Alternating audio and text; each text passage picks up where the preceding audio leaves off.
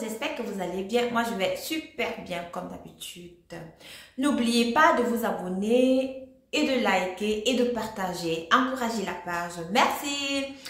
Alors, aujourd'hui, on va parler de l'histoire du pasteur Akuma.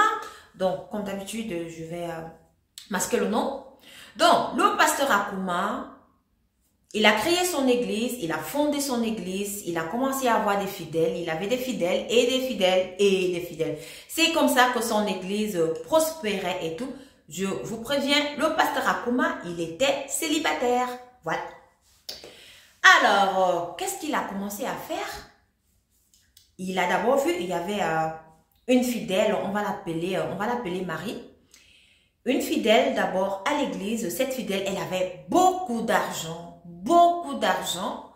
Donc, c'est elle qui finançait l'église. Et le pasteur, dès qu'il l'a vue, il a voulu commencer à sortir avec elle. Et comment est-ce qu'ils se sont rencontrés les deux?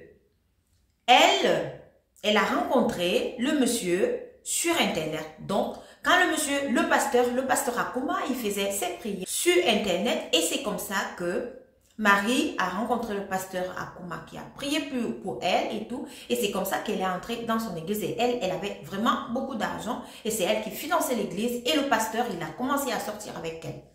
Voilà. Après cela, il y a eu une autre fille qui est venue aussi à l'église. Elle est venue à l'église parce que elle était malade.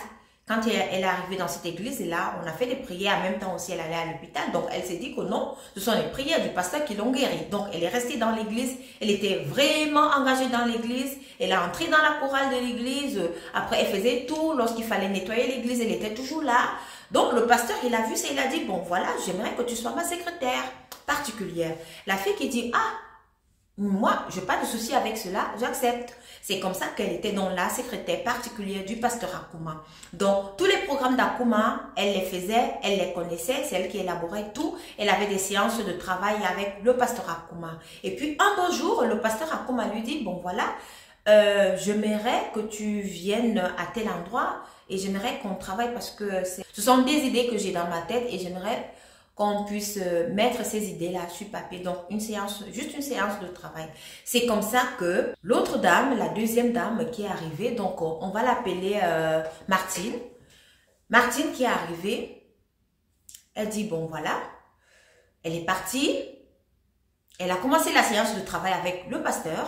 À un moment donné, elle avait l'impression que le pasteur voulait lui dire quelque chose. Tellement le pasteur voulait lui dire quelque chose, elle le regardait, elle ne comprenait pas. C'est comme ça que le pasteur lui a dit que vraiment, tu me plais, tu m'intéresses et tout, depuis que tu es arrivé, je ne peux plus me retenir, tu me plais. C'est comme ça qu'elle a dit au pasteur que non, moi je suis ici pour louer Dieu, donc je ne suis pas ici pour faire des bêtises, quoi. Le pasteur, il insiste, donc vous savez, ces gens-là, ils ont l'habitude de parler en genre, on a l'impression qu'ils vous inoptisent même, quoi. C'est comme ça que Martine dit, bon voilà, on va arrêter la séance de travail, je vais d'abord rentrer à la maison et puis je vais réfléchir. Le lendemain, elle s'est retrouvée, puisque c'était un samedi, le lendemain, elle s'est retrouvée donc à l'église le dimanche, comme d'habitude, elle a fait son culte. Elle est rentrée. Le mercredi, il y avait encore le culte de 18 h, comme ils font souvent d'habitude. Elle est repartie. Après le culte, le pasteur lui dit que non, attends, il faut qu'on parle. Le pasteur insiste encore, il dit que non, franchement, il veut l'épouser. Et comme il est célibataire, donc il cherche une femme. C'est comme ça que Martine est donc tombée aussi dans le piège du pasteur. Martine, elle s'est dit, bon voilà, le pasteur, il est célibataire. Et il dit qu'il veut m'épouser, il veut faire de moi sa future épouse. Donc, pourquoi pas accepter? Moi aussi, je suis célibataire. Donc, c'est comme ça qu'elle a commencé donc, à entretenir des rapports avec le pasteur. Vous voyez maintenant, c'est déjà deux femmes. Et puis maintenant, la troisième femme qui est aussi venue, elle était aussi dans cette église-là, elle participait aussi beaucoup dans l'église, le pasteur aussi sortait avec elle. C'est comme ça que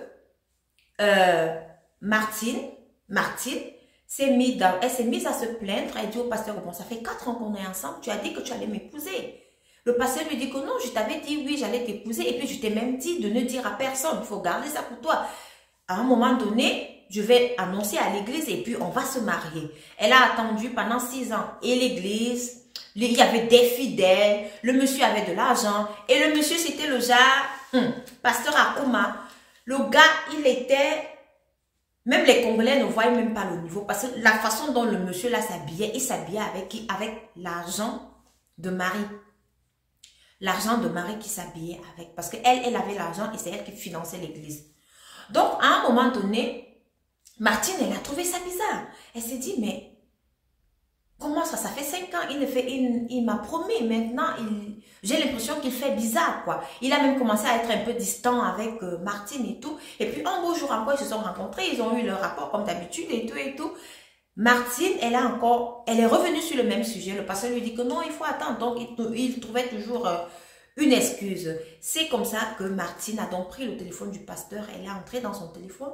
Elle a commencé à regarder les messages, les WhatsApp et tout. C'est comme ça qu'elle constate que le pasteur là, pasteur Akoma, sort aussi avec 2 filles, donc les 2 femmes dont que j'ai cité dès le début. C'est comme ça qu'elle se met donc à pleurer. Elle dit au pasteur que c'est pas ce que tu m'avais dit.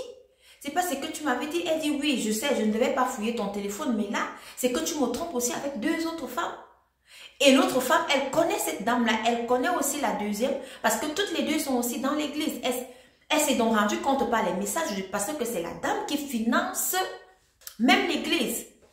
Donc, c'est comme ça que Martine, alors, elle s'est mise à pleurer. Elle dit que non, elle ne peut pas supporter ça. Elle ne peut même pas, elle ne peut pas accepter une chose pareille. Elle a passé 6 ans avec le monsieur. Ça ne peut pas aller. Ça ne peut pas aller. Et entre-temps aussi, Martine est enceinte. Mais elle n'a pas encore dit au pasteur qu'elle est enceinte.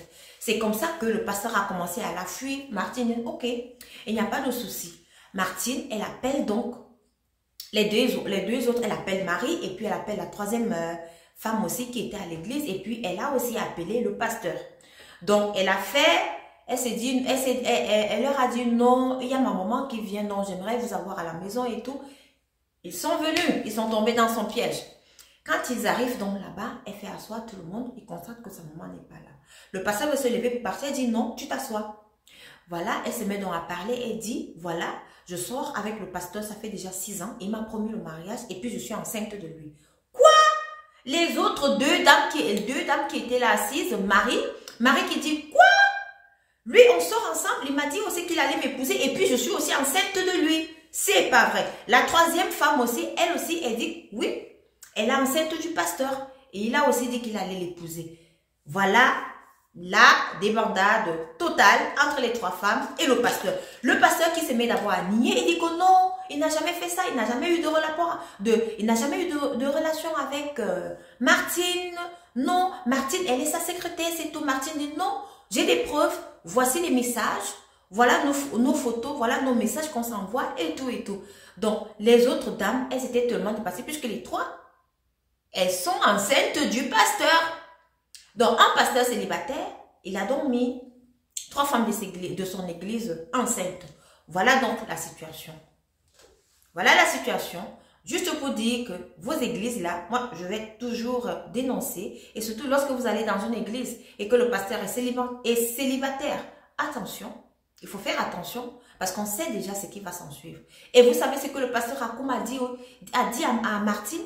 Il dit à Martine que non, mais si lui il ouvre sa bouche, s'il ouvre sa bouche, donc elle sera maudite. Et il va demander au ciel de s'ouvrir pour la maudire. Parce que c'est lui le pasteur. Parce que lui, Dieu passe par lui. Et tout et tout. Donc, juste pour dire que Dieu dit aussi de faire ce genre de choses. Un pasteur qui n'est pas marié, qui couche avec ses fidèles, qui met les grossesses à ses fidèles. Est-ce que c'est ça l'église? Je pense que c'est pas ça l'église de Dieu. Hein?